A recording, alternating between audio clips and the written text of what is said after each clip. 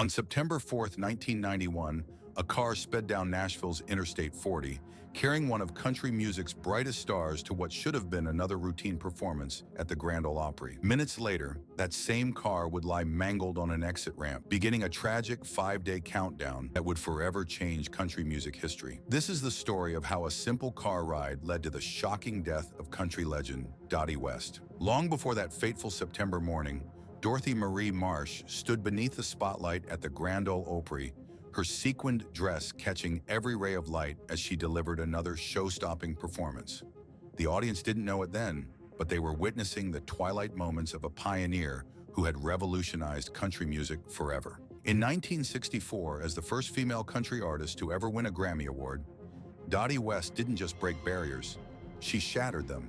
Her powerful voice carried the dreams of countless aspiring female artists who would follow in her footsteps. From the glittering stages of Las Vegas to the hallowed halls of the Grand Ole Opry, she commanded attention with a presence that turned heads and changed hearts. But beneath the rhinestones and standing ovations lay a story of triumph and tribulation that few knew about.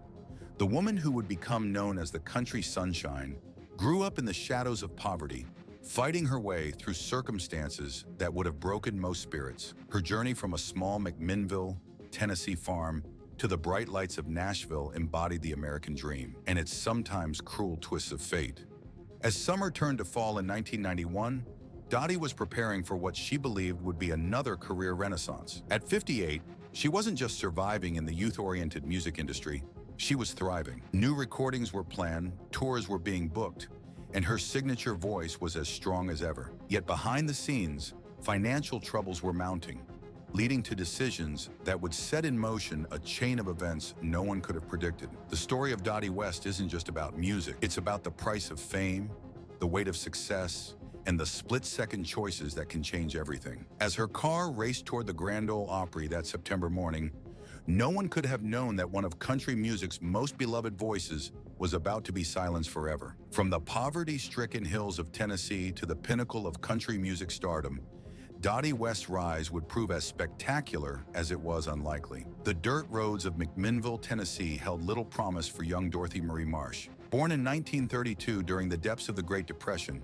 her childhood was marked by the kind of poverty that seeps into every aspect of life. The family's small farm barely sustained them, and young Dorothy often went to bed hungry, dreaming of a life beyond the cotton fields. Those dreams came with a heavy price. Her father, William Marsh, was a violent man whose abuse cast dark shadows over the family home. But even in those moments of despair, Dorothy found solace in music. She would sing while picking cotton, her voice carrying across the fields, offering a glimpse of the talent that would one day captivate millions. By her teenage years, Dorothy had already begun performing on local radio shows, earning $1 here and there, money that helped put food on her family's table. Her determination caught the attention of ambitious college student Bill West, who saw in Dorothy what Nashville would soon discover: a star in the making. Their marriage in 1953 marked the beginning of a partnership that would launch her into the spotlight. Life in Nashville proved challenging for the young couple.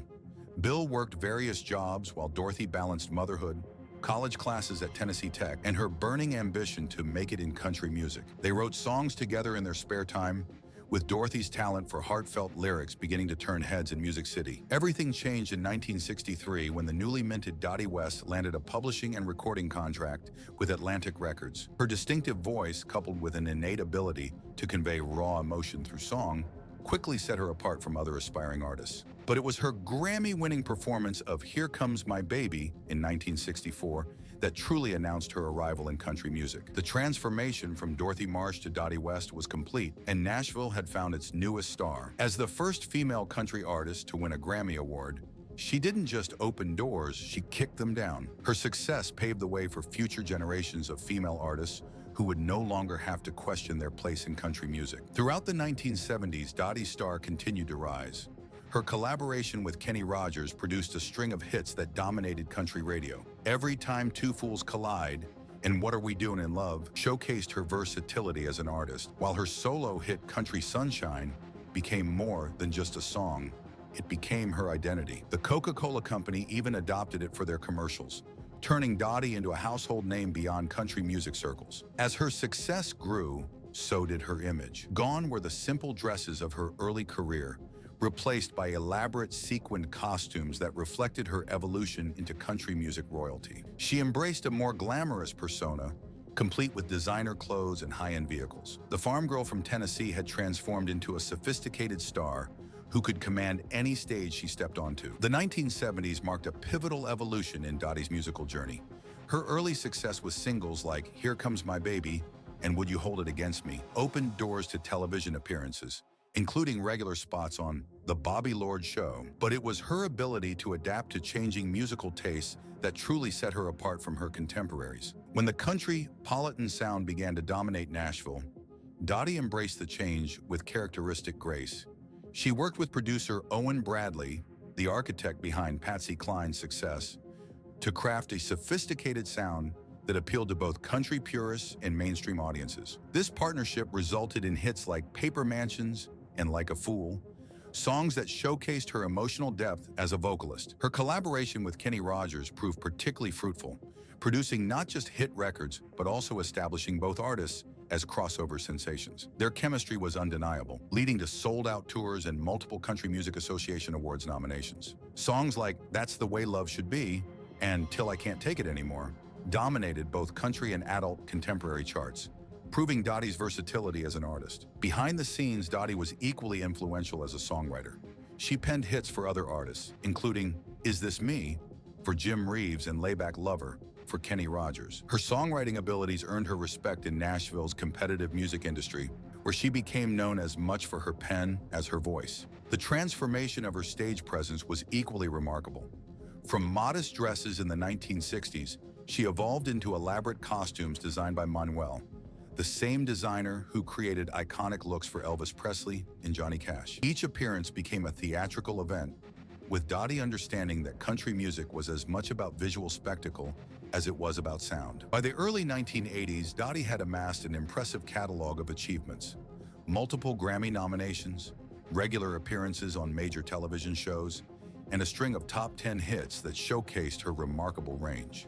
Her duets with Kenny Rogers had made her a household name, while her solo performances continued to pack venues across the country. Her influence extended beyond music. The Country Sunshine Coca-Cola campaign made her one of the first country artists to successfully cross into mainstream advertising. The commercial success led to other endorsement deals, further cementing her status as a cultural icon of the era. As a mentor, Dottie was generous with her time and knowledge. Young artists like Larry Gatlin and Steve Werner benefited from her guidance early in their careers.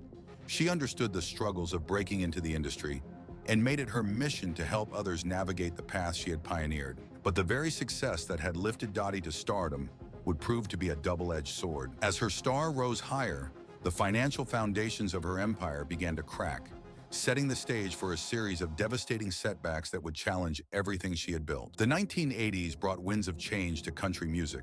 As new artists emerged with fresh sounds and younger faces, Dottie West faced mounting pressure to maintain her lavish lifestyle. The sequined costumes, luxury cars, and sprawling Nashville mansion that had once symbolized her success now became anchors of mounting debt. Behind the spotlights and standing ovations, bill collectors began calling. The Internal Revenue Service claimed hundreds of thousands in back taxes.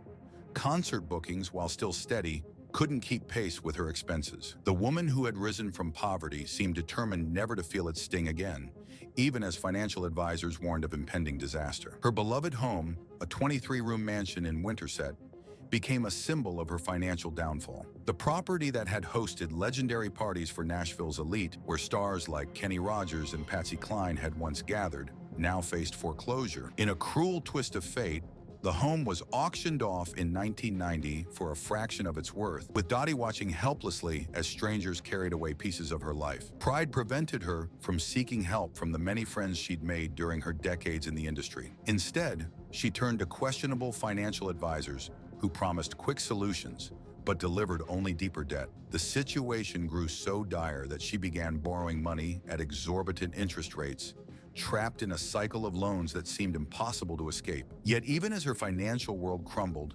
Dottie's determination never wavered. She continued performing, often doing multiple shows per day in an attempt to stay afloat. Her voice remained strong, her stage presence undiminished. Audiences who came to see the country music legend never suspected that the woman in the spotlight was fighting to keep the electricity on in her modest rental home. By mid-1991, Dottie was planning what she hoped would be a career renaissance. New recordings were scheduled, and she maintained a busy performance schedule at the Grand Ole Opry. Her talent and determination remained undiminished, even as her resources dwindled. She told friends that all she needed was one more hit, one more chance to reclaim her place in the spotlight. In a desperate attempt to maintain appearances, she began relying on friends and neighbors for transportation to performances. Her luxury cars, once a symbol of her success, had been repossessed or sold to satisfy creditors. This dependence on others for rides would ultimately lead to a fateful decision on a September morning that would change everything. As Dottie rushed to make her scheduled performance at the Grand Ole Opry that day, the series of choices forced by her financial circumstances would set in motion events that would shock the entire country music world. September 4th, 1991, began like any other day for Dottie West. Her borrowed 1982 Pontiac Bonneville had broken down on Franklin Road as she headed to the Grand Ole Opry. Time was running short for her scheduled performance, and the familiar anxiety of potentially missing a show began to creep in. A neighbor, 81-year-old George Thaxton, offered to drive her in his car. Despite concerns about his age and driving abilities, Dottie accepted the ride. The decision seemed simple enough. After all, she had built her career on never missing a performance. As they merged onto Interstate 40, heading toward Nashville, neither passenger could have known they were driving toward destiny. Thaxton took the exit ramp to Opryland at speeds far beyond safety limits. The car careened out of control, slamming into the concrete divider with devastating force. Without a seatbelt to protect her, Dottie was violently thrown from her seat. The impact was catastrophic, causing severe internal injuries that would prove far worse than initially apparent. In those first moments after the crash, Dottie's legendary strength showed itself one final time. Despite her injuries, she pulled herself up and climbed the embankment to seek help. Witnesses who stopped to assist found her conscious and alert, even attempting to comfort others while clearly in pain. It was this same determination that had carried her from poverty to stardom, now fighting for survival on a Nashville exit ramp. Emergency responders rushed her to Vanderbilt University Medical Center. The initial diagnosis seemed optimistic: multiple injuries, but nothing immediately life-threatening. However, as doctors began their examination, they discovered the true extent of her internal injuries. Her liver had been ruptured, and she was bleeding internally at an alarming rate. What followed was a desperate 5-day battle for survival. Dottie underwent 3 major surgeries as doctors fought to repair the extensive damage. Between operations, friends and fellow artists maintained a constant vigil outside her hospital room. Kenny Rogers chartered a private plane to be by her side, while other country music legends like Loretta Lynn and Larry Gatlin made daily visits. The Nashville music community rallied around their fallen star. Radio stations played her hits continuously, while fans gathered outside the hospital, holding candlelight vigils and praying for recovery. Letters and cards poured in from across the country, filling her hospital room with messages of hope and healing. But on September 9th, 1991, during her 3rd surgery, Dottie West's heart couldn't take anymore. At 4:30 p.m., the doctors emerged with news that would send shockwaves through the country music world. At 58 years old, one of country music's most beloved voices had been silenced forever. The cruel irony wasn't lost on those who knew her story. After surviving poverty, abuse, and financial ruin, it was a simple car ride to the Grand Ole Opry, the very stage that had helped launch her career, that had claimed her life. The building where she had made history as the first female Grammy winner in country music would now host her memorial service. Her last conscious moments embodied everything that had made her a star. Even in excruciating pain, she thought of others first, apologizing to the paramedics for causing them trouble. It was this same generosity of spirit that had endeared her to audiences for decades, now showing itself one final time. The morning of September 4th, 1991 had started with typical Nashville humidity. Dottie had spent the early hours carefully selecting her outfit for the evening's Opry performance, a sequined blue dress that had become one of her favorites. She'd been rehearsing new material, planning to surprise the audience with a fresh take on some classic country standards. Around 7:15 a.m., she climbed into her borrowed Pontiac Bonneville, already running behind schedule. The car sputtered to a stop on Franklin Road, smoke rising from under the hood. Dottie's first instinct was to call her daughter, but knowing time was of the essence, she accepted George Thaxton's offer of help. Friends would later recall how she had mentioned concerns about his driving in the past. Witnesses on Interstate 40 that morning described Thaxton's car weaving through traffic at alarming speeds. As they approached the Opryland exit, the vehicle was traveling at nearly 80 miles per hour, far too fast for the sharp curve ahead. Several drivers reported hearing the screech of tires before the sickening sound of impact. The crash site itself told a horrific story. Skid marks stretched for over 100 feet before the point of impact. The car had hit the concrete barrier with such force that it spun completely around, throwing Dottie from her seat onto the passenger side floorboard. The impact was so severe it bent the frame of the vehicle, trapping both occupants inside until first responders arrived. During those crucial first moments after the crash, 3 off-duty nurses who happened to be passing by stopped to help. They found Dottie conscious but severely injured, still trying to make jokes despite her obvious pain. "Don't worry about my hair," she told one of them. "It's a wig anyway." This characteristic humor, even in the face of devastating injury, would be one of her final gifts to those around her. At Vanderbilt University Medical Center, the initial 24 hours became a desperate race against time. The first surgery lasted 6 hours as doctors discovered the extent of her injuries: a ruptured liver, severe internal bleeding, and multiple fractures. Dr. John Morris, the lead trauma surgeon, later described it as one of the most complex cases we've ever seen. Each day brought new challenges. While the second surgery on September 6th initially seemed successful, Dottie's condition began deteriorating rapidly the following day. Her room in the intensive care unit became command central for a rotating team of specialists, all fighting to save the country legend's life. Nurses reported that even while heavily sedated, she would occasionally hum fragments of her hits. The Nashville music community mobilized with unprecedented speed. Local radio station WSM, home of the Grand Ole Opry, established a 24-hour hotline for fans to call for updates on her condition. Country stars took turns staffing the phones, sharing updates and gathering prayers from across the nation. The Oak Ridge Boys canceled 3 shows to remain in Nashville, joining the vigil outside her hospital room. By September 8th, hope began to fade. The third surgery became necessary as complications mounted. The medical team, now including specialists flown in from 3 states, worked tirelessly through the night. But Dottie's body, weakened by the surgeries and massive blood loss, couldn't sustain the fight any longer. As the country music community gathered to mourn their fallen star, none could have predicted how Dottie's tragic passing would unite the industry in ways not seen before or since. News of Dottie West's passing spread through Nashville like wildfire. Within hours, the Grand Ole Opry stage, where she had been headed that fateful morning, became an impromptu memorial site. Fans left flowers, photographs, and handwritten letters, sharing memories of how her music had touched their lives. Her funeral at Christ Church on Old Hickory Boulevard drew over 5,000 mourners. Kenny Rogers, fighting back tears, delivered a eulogy that captured the essence of his longtime friend and duet partner. "Dottie never let her success change who she was inside," he said. "She remained that same farm girl from Tennessee who just wanted to sing." The procession to Mount View Cemetery stretched for miles, with police escorts struggling to manage the crowds that lined the streets. Radio stations across the country simultaneously played "Country Sunshine" as her casket was lowered into the ground, a final tribute to the woman who had brought so much light to the industry. In the days following her death, the truth about her financial struggles became public knowledge. Many in the country music community expressed regret at not knowing the extent of her difficulties. Larry Gatlin organized a benefit concert to help cover her outstanding medical bills and funeral expenses, raising over $300,000 in a single night. Inside the Country Music Hall of Fame, curators rushed to create a special exhibit honoring her contributions to the genre. Her Grammy Award, stage costumes, and personal items told the story of a pioneer who had helped reshape country music. The exhibit became one of the most visited installations that year, drawing fans from across the globe. Perhaps the most poignant tribute came from the Coca-Cola Company. They re-aired her famous "Country Sunshine" commercial, adding a dedication card at the end.